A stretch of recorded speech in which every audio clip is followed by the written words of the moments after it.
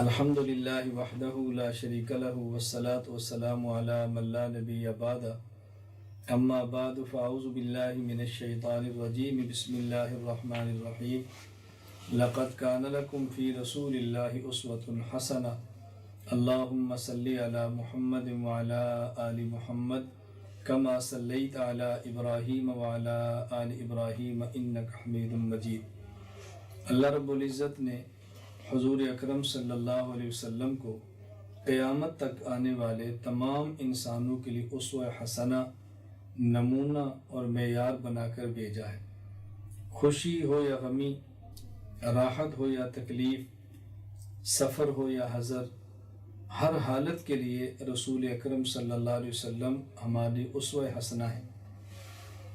ہمارے ہاں بعض موقع ایسے آتے ہیں کہ جس میں کچھ لوگ اعتدال کے ساتھ اپنے اعمال میں لگے رہتے ہیں اور کچھ لوگ حدود سے تجاوز کر کے اپنا بھی نقصان کرتے ہیں، امت کا نقصان بھی کرتے ہیں۔ ابھی محرم الحرام کا مہینہ شروع ہونے والا ہے۔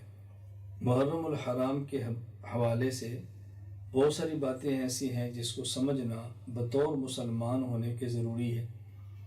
اس میں جو بات سب سے اہم ہے وہ یہ کہ ہمیں یہ سمجھنا چاہیے کہ محرم الحرام میں کون سے کام کرنے ہیں اور محرم الحرام میں کون سے کام نہیں کرنے۔ اسی طرح ہمیں یہ سمجھنا چاہیے کہ محرم الحرام میں ہمیں کیا سبق ملتا ہے اور ہم نے اپنی زندگی اس سبق کو سمجھ کر اس کے مطابق کیسے زندگی گزارنی ہے، اور پھر یہ بات بھی سمجھیں کہ عبادات کے لیے امن کتنا ضروری ہے اور امن کیسے قائم ہوتا ہے، اور فساد اور دنگا کیسے ہوتا ہے، لڑائیاں جھگڑے کیسے ہوتے ہیں جس سے عبادات بھی صحیح ادا نہیں ہوتی اور گھر کے سکون وغیرہ سب ختم ہو جاتے ہیں۔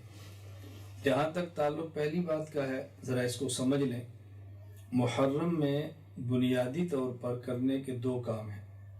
نمبر 1، 9 اور 10 محرم یا 10 اور 11 محرم 2 دن کے روزے رکھے۔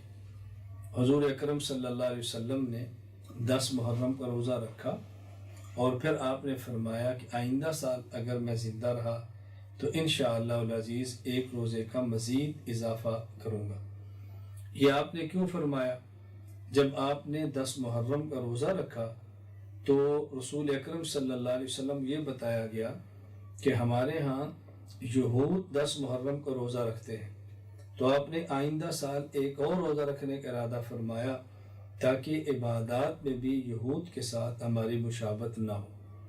تو جہاں ہم نے اس بات کا اہتمام کرنا ہے کہ 9 اور 10 یا 10 اور 11 محرم کا روزہ رکھیں، یہاں یہ بات بھی سمجھنی ہے کہ عبادات میں بھی جس حد تک ممکن ہو ہم کوشش کریں کہ ہماری عبادات کفار کی جو عبادات ہیں اس کے مشابہ نہ ہو۔ کفار نے کچھ عبادات بنا رکھی ہیں، آخرت میں اجر ان کو نہ ملے، لیکن وہ اپنے بعض مال کو عبادات کہتے ہیں، تو ہماری عبادات اس کے ساتھ تشابہ نہ ہو، اس کا خیال رکھنا چاہیے۔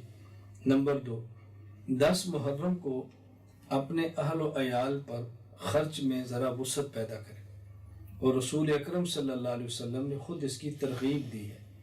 نبی کریم صلی اللہ علیہ وسلم نے اس ترغیب کے ساتھ بات فرمائی ہے کہ جو شخص 10 محرم کو اپنے اہل و عیال پر خرچ کرنے میں وسعت سے کام لیتا ہے، اللہ تعالیٰ اس کے رزق کو وسیع فرما دیتے ہیں۔